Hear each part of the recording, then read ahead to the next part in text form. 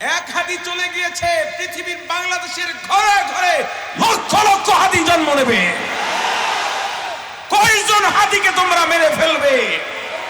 লক্ষ হাদি বুকের তাজা রক্ত দিয়ে বাংলাদেশের অসহায় মানুষ, অধিকার বঞ্চিত মানুষ, স্বাধীনতা বঞ্চিত মানুষের অধিকার রক্ষা করবে ইনশাআল্লাহ।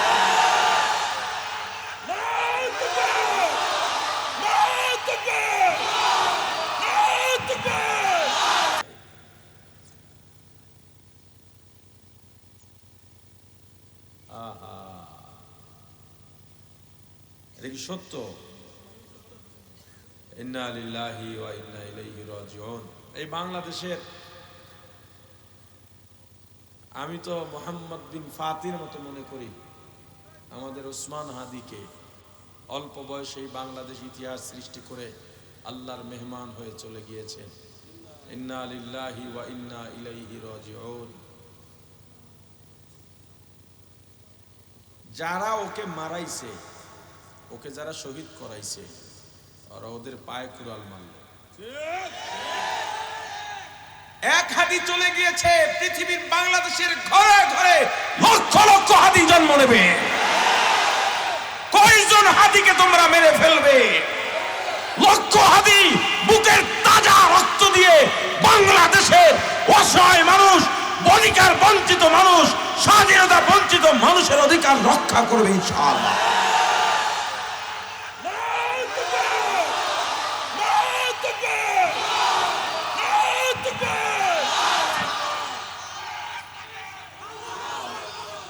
আল্লাহ আল্লাহ হাদির ইন্তেকালকে শহীদ ইন্তেকাল হিসেবে কবুল করেন। অবশ্যই শহীদ, নিঃসন্দেহে। আল্লাহ ওর ছোট্ট একটা সন্তান, ওর বিবি দিনদার, ওর বাবা ইমাম, ওর ভাইয়েরা আলেম।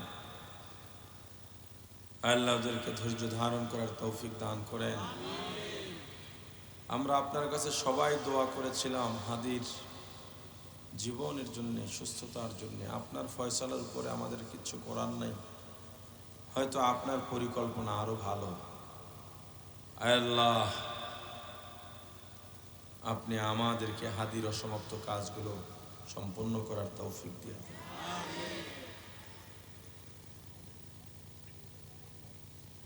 কি আছে জীবনে নিরাপত্তা বলে? কি আছে? কার ক্ষতি করছে?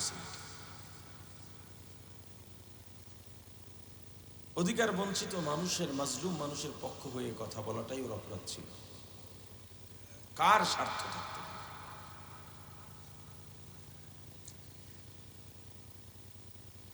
এখনো সময় আছে ইসলাম প্রতিষ্ঠা করার। না হয় রাস্তাঘাটে কুকুরের মতো মরতে হবে। আল্লাহ হেফাজত করেন। আর জোরে